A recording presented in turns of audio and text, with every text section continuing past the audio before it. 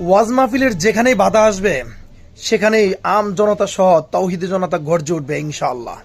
ধন্যবাদ আবরারুল হক আসিফকে। ক্ষমা চাওয়া লাগবে, ক্ষমা চাওয়া লাগবে, ক্ষমা চাওয়া লাগবে। এখানে আমি কি কোনো দলের নাম বলেছিলাম, কাউকে গালি দিয়েছিলাম?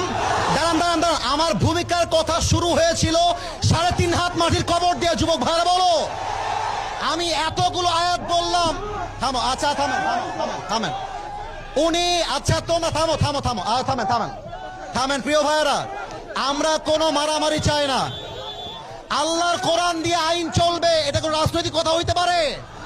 এটা মুসলমানদের কলিজার দাবি।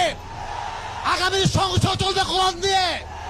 যে বেড়া বাঁধর পেছন একটাও থাকবে না। যুবক ভাইয়েরা আমার, আপনারা বুঝবেন আপনাদের এলাকায় এটা। আমি কিছু বলবো না আজকে। তোমরা আমার সঙ্গে থাকবা তো ইনশাআল্লাহ? তোমরা আমার পক্ষে আছো তো ইনশাআল্লাহ? আবার দেখা হবে না। সুন্নাল্লাহি ওয়া তাওয়াক্কালি ওয়া বাশশিরিল মুমিনিন। ইনশাআল্লাহ দেখা হবে ইনশাআল্লাহ।